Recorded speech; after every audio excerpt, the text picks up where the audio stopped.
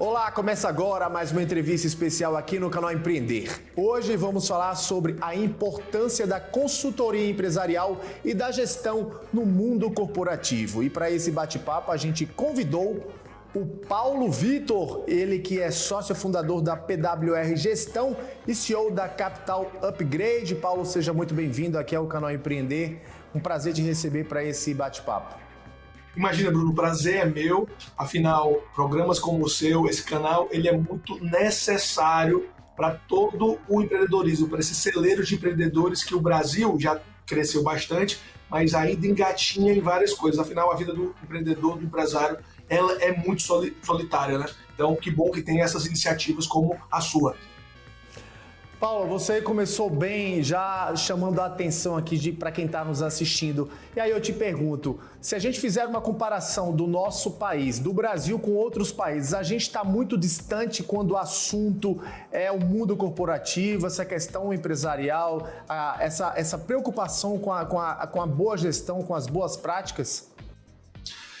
Eu acho que sim, tá? Na minha humilde opinião, nesses aí 17 anos de mercado, Bruno, eu costumo dizer algumas coisas que algumas fazem sentido, outras acabam sendo, não vou dizer polêmica, mas difícil de aceitar, porque como é tão difícil empreender, como são tantos desafios aí, o Brasil não é para amadores, a gente sabe disso, a gente sabe que passa por tantos problemas, sejam sociais, políticos e econômicos, né? A verdadeira gangorra está sentado na cadeira do empresário, do empreendedor, e a gente sabe que isso já é uma dificuldade. Só que se a gente também aceitar que essa dificuldade está aí para todo mundo, a gente começa a trazer uma responsabilidade da porta para dentro. Se da porta para fora é caótico, e a gente sabe que a gente vê aí, basta abrir os jornais, basta ler os jornais e ver essa gangorra que é o nosso Brasilzão. Agora, quando a gente traz da porta para dentro, aceitando esse da porta para fora, é fácil perceber como ainda tá tranquilo, ainda tá fácil se diferenciar no Brasil. Porque a média no Brasil de entrega, ela ainda é muito baixa, sabe? E a gente tem que se conscientizar isso. Quem se conscientiza, Bruno, quem se conscientiza que ainda é fácil se diferenciar no Brasil, vai nos Estados Unidos, vai pegar um banco, tem dezenas, vai pegar um restaurante, eles já estão lá na frente. Então, quando você pega e aceita que ainda está fácil se diferenciar no Brasil, comparado com outros mercados mais maduros, esses empresários, esses empreendedores avançam e avançam mais rápido.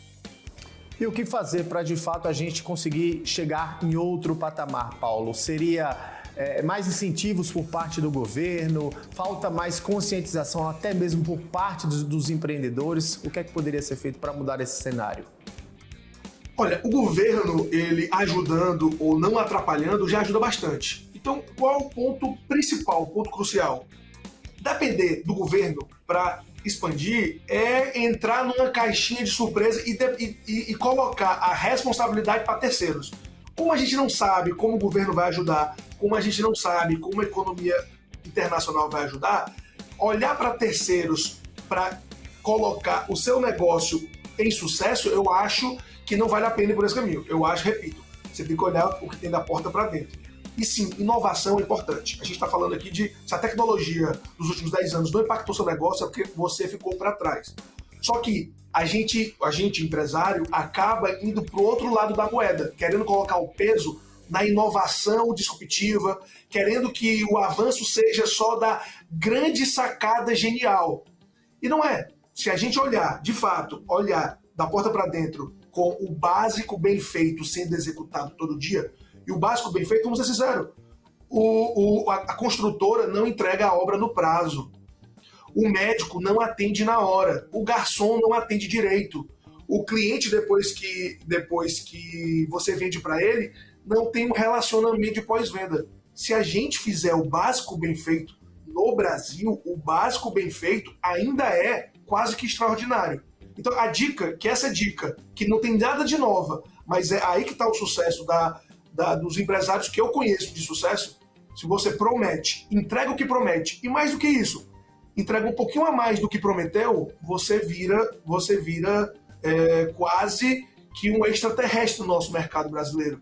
E é um infelizmente que o mercado brasileiro ainda está muito atrasado em muitas coisas, mas é o felizmente porque está na mão de todo mundo, entendeu? Então eu vejo muito por esse lado. E se você traz gestão para isso, gestão que nada mais é do que você medir tempestivamente algo, medir, trazer indicadores para essa medição e comunicar para quem precisa saber, aí você começa aí sim, avançar cada vez mais. Então, podemos dizer que fazer o básico já seria um pontapé inicial super importante para mudar todo esse cenário e, de fato, a gente conseguir aí implementar o básico que precisa ser feito na cultura do brasileiro. Não, sem dúvida. Vamos pegar aqui os 3 principais setores, tá? Tem outros que são muito importantes. Mas a gente olhar vertical comercial, vertical financeira e vertical operacional, que aí a operação, se é indústria, é uma complexidade, se é comércio, é outro bicho, né? Se é serviço, também. Então a parte operacional é mais difícil de você especificar aqui nesse momento aqui com você agora. Mas, comercial, o Brasil, a economia do mundo, ela é movida pelo middle market, né? Pelo empreendedor pequeno e médio. Eles é o que movimentam a boa parte, a boa massa do PIB das suas nações. É o empresário mesmo, é o restaurante, é a oficina, é aquela cadeia, aquela indústria de cosmético média. Então isso movimenta o Brasil, movimenta o mundo, na verdade. Se você olha, você vai lá, e eu tô lá. Hoje, aqui a gente trabalha, só hoje, nesse momento, mais de 200 empresas. Se eu for lá, a gente está estruturando o funil comercial básico, a gente está fazendo a cadeia do comercial girar, a gente está rodando carteira de cliente, a gente está melhorando conversão, que é o básico. Financeiro, apura DRE, traz os indicadores da DRE, olha, faz uma reunião mensal decidindo, e se não der para decidir com os indicadores, criando encaminhamento. Então, todas essas coisas, que são coisas básicas, elas hoje, infelizmente, não acontecem de forma ostensiva, consistente e intensiva no empresariado médio e pequeno no Brasil. Até porque, né, Paulo, a gente sabe que no Brasil são mais de 15 milhões de microempreendedores individuais, onde mais de 70% desse perfil das empresas são lideradas por esses MEIs, né, por essas pessoas que são microempreendedoras. Então, você com quase 20 anos de experiência, de jornada, de muito trabalho, Brasil afora, você entende que além de faltar o básico que deveria ser feito ali, o dever de casa, digamos assim, ainda há outras dificuldades que esses microempreendedores, que esses empreendedores enfrentam no dia a dia do empreendedorismo brasileiro, correto? Não, correto, sem dúvida. Porque qual é o perfil do profissional e do empresário? Principalmente dos empresários fundadores. Hoje, eu digo dos últimos anos, desde que foi criado a MEI, porque antes era informal, né? Quando não tinha MEI, tinha muito mais informalidade. Com o MEI, a informalidade foi para o MEI, que bom, que era que você acaba entrando nas estatísticas e até outros órgãos, institutos podem começar a fazer seu trabalho para entender esses números. Agora, todo fundador começou do zero, de alguma forma. Começou do zero, começou pequeno. A nossa empresa, graças a Deus, cresceu bastante. A gente aí tá no Brasil todo e fora do Brasil com projetos. Então, a gente cresceu bastante. São mais de 150 consultores hoje aqui juntando todas as empresas. Mas eu também já fui um MEI. Eu já fui um consultor individual que foi arregimentando e transformando uma intenção de trabalho numa empresa. O que acontece muitas vezes é que o profissional que começa como MEI e ele vê lá microempreendedor individual, ele se enxerga como empreendedor, mas ele ainda não faz a transição para empresário. E ele continua sentado na cadeira do empreendedor, daquele cara que teve que fazer a primeira venda, que teve que carregar o negócio no braço e teve que, com gotas de suor, lágrima e sangue, construir um negócio, só que ele ainda está lá na cadeira do empreendedor. Ele não foi pavimentando a empresa, estruturando para sair do eu presa, né? Que é o cara que ele é a empresa sozinho e que chupa o escanteio e cabeceia, que reza a missa e toca o sino e faz tudo ao mesmo tempo. E eu sei que faz essa transição, até porque muitos deles nem vêm da administração, e os que vêm da administração tradicional, que fizeram cursos aí voltados para administração ou MBAs, eles não aprenderam a ser empresário. Então tem toda uma tratativa para ele fazer esse movimento. Então, fora fazer o básico bem feito, que é a ação prática, sabe, Bruno?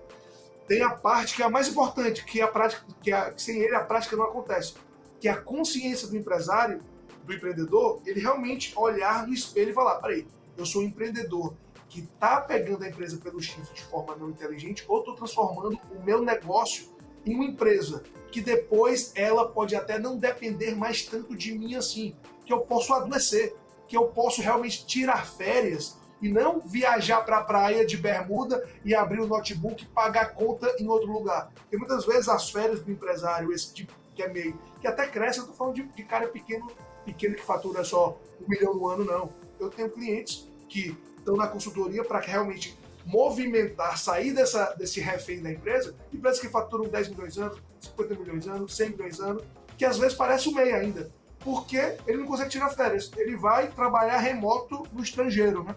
Fora do país. Então isso acontece bastante. Então essa consciência, sabe, Bruno?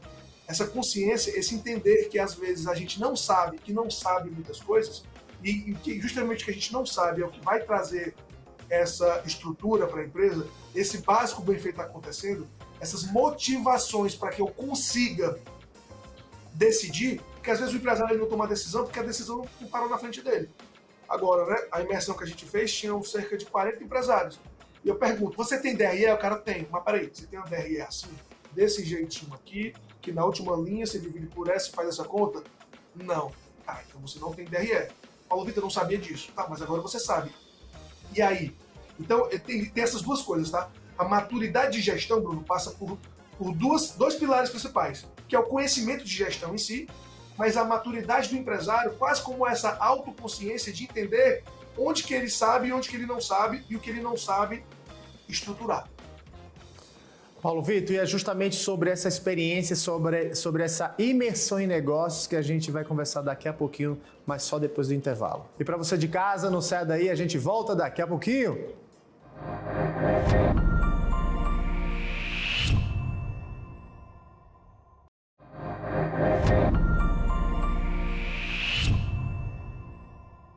Estamos de volta com a entrevista especial hoje falando sobre a importância da consultoria empresarial e da gestão no mundo dos negócios, e a gente segue aqui com o Paulo Vitor Porto, ele que é sócio fundador da PWR Gestão e CEO da Capital Upgrade. Paulo Vitor, você estava falando justamente no bloco anterior sobre essa experiência, né, que vocês tiveram ao longo de 3 dias, recentemente inclusive, dessa 14ª edição da Imersão em Negócios. Queria que você contasse um pouquinho de como é que foi essa troca de experiências entre todas essas empresas que tiveram a oportunidade de participar desse grande evento. A Imersão é uma iniciativa de trabalhar aqueles 2 pilares que eu estava falando, não só a capacitação em técnicas de gestão, seja técnica comercial, financeira, expansão, cultura, gestão de pessoas, todos esse arcabouço técnico que a gestão já tem, coisas que funcionam, que não é novidade, que não faz fazer ninguém de cobaia, que funciona mesmo, aplica que funciona. É só sincronizar o plano que ele vai funcionar. Só que isso junto com aquele outro pilar que é muito importante, que é todo o movimento de consciência e de maturidade empresarial. Se eu trago maturidade em gestão, mas se eu não trago maturidade empresarial, o empresário, seus braços direitos, seus líderes táticos, a gestão não vai rodar. Por que acontece, às vezes, do empresário comprar o melhor sistema que tem, o melhor sistema financeiro, o melhor RP, o melhor sistema comercial e não rodar? É falta de estruturação, de gestão? Não. Tá lá, é o melhor sistema que tem. Ah, mas faltou processo. Aí contrata o processo. Aí não roda mesmo assim. Ah, mas eu precisava saber como é que eu trago rotina. Aí traz rotina. Aí não funciona mesmo assim. Porque tem outros pilares da maturidade de gestão para fazer toda essa engrenagem rodar. Infraestrutura, que é a engrenagem, e gestão está aqui dentro. Sem que as pessoas amadureçam nisso, entendam o porquê disso, saibam quais problemas e sintomas eles estão sofrendo porque não tem isso, se os dois não acontecerem em paralelo, aí é o sistema que fica parado. Aí é aquele líder comercial que não dá resultado. Aí é a agência de publicidade, de assessoria, que não consegue avançar, porque uma coisa não conecta com a outra. Então, na imersão, a gente entendeu que, levando consultoria, a gente resolve muitas coisas. Agora, se não tivesse outro traço que tira o empresário de dentro da empresa, coloca ele lá para focar, sentar, esquecer o celular e focar 3 dias só olhando para o negócio, a gente provocando ele e ele lá desenhando aquelas 4 linhas da empresa dele, aí a gente entendeu, 4 anos atrás, afinal essa é a 14ª edição, sai agora. Sai agora. Ontem eu tava nessa imersão e saímos agora com 40 empresários prontos para enfrentar o mercado, o concorrente, a empresa, o time, porque está tudo isso aí acontecendo em paralelo, sabe? Então, é um pouco disso. E só para finalizar um pouco dessa equação, o empresário, ele tem que contratar um apoio externo quando uma dessas três coisas acontecerem. A gente é contratado sempre, ou na consultoria, ou nos programas de capacitação, um desses três motivos. Ou o empresário, ele não sabe o que tem que fazer, ele não sabe, eu não conheço o caminho para ter uma DR estruturada, para aumentar minhas vendas de forma mais inteligente, para fazer com que eu tenha um time culturalizado, engajado, para diminuir o desperdício. Às vezes ele não sabe. Então não saber é o motivo. Às vezes até que ele sabe, mas ele não tem braço. Ele não tem braço para fazer. Ou às vezes ele sabe, tem braço, mas não tem saco. E o saco não é paciência, cara, eu vou usar meu time para fazer outras coisas. Eu prefiro trazer especialistas para rampar mais rápido, até o que eu sei ter um braço, mas para eu não tirá-los dos projetos que eu estou fazendo agora. Porque senão fica numa ciranda de projetos que o cara fica tudo urgente. Então, se o cara não sabe o que tem que fazer, não sabe o caminho, ou se ele não tem braço para fazer, ou se ele não tem saco para fazer, ele é o motivo para ele estar buscando PWR Gestão ou capacitação, ou, né? Essas capacitações corporativas como a imersão. Paulo, ainda falando dessa experiência, e que obviamente essas 40 empresas, me corrija se eu estiver enganado no número de empresas que participaram dessa imersão, quais são os principais erros identificados por vocês e como é claro, 3 dias de imersão já te diz que elas vão sair mais preparadas, prontas para encarar aí esse mercado tão competitivo e claro, se destacar, se diferenciar em relação aos concorrentes. Quais os erros que essas empresas, os erros mais comuns identificados por vocês nesses dias de imersão e como é que elas saíram dessa experiência? Como é que elas saem dessa experiência para esse mercado? Os principais erros estão justamente na frustração do empresário quando vai para lá em tentar obter 3 objetivos, que são normalmente esses 3. A gente faz sempre uma pesquisa para entender o que é que eles querem com a imersão. O que é que tu quer com a imersão, empresário? Aí ele fala, cada um fala uma coisa, mas os 3 principais motivos são: eu quero inovar ou expandir, crescer. Eu quero aumentar a minha primeira linha de faturamento, eu quero crescer. A segunda, eu quero diminuir, caçar os desperdícios que tem no negócio e melhorar o resultado, que é a última linha. E tem o terceiro, que é o terceiro objetivo que mais procurado, que é engajar o time. Só que por trás desses 3 assuntos, seja faturar mais, dar mais resultado, engajar o time, passam por coisas que são cruciais, que o empresário normalmente ele não está lá sendo monitorado e sendo estimulado de forma organizada.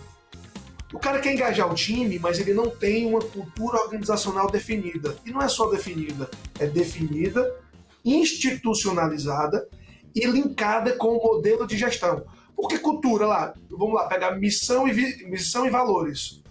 Normalmente vira um quadro na parede, ninguém vive de cima para baixo, e isso não é utilizado no motor de processo seletivo de contratação, isso não é utilizado como motor de avaliação de time. Os valores, a cultura da empresa nem contrata e nem é usado para demitir. Então, isso não entra como motor positivo que a cultura organizacional pode ter, e aí sim eu engajar o time. Então, esse é um erro clássico, básico, e que quando você fecha essa equação e traz isso para os subsistemas de RH, processo seletivo, desenvolvimento, promoção / desligamentos, isso funciona.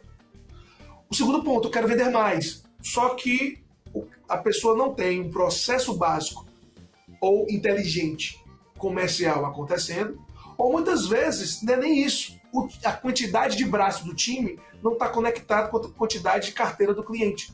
Então, quando a gente mostra as equações dos indicadores que o cliente já tem, com a base de cliente que ele já trabalha, ele às vezes não precisa ficar focando em trazer leads do lado de fora, que ele não está conseguindo porque está mais caro fazer isso na internet, porque está mais difícil, porque já tentou e não conseguiu.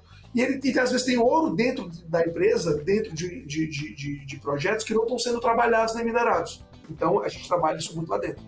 E pegando esse terceiro ponto, que é a parte do desperdício, ou seja, como é que eu melhoro a última linha?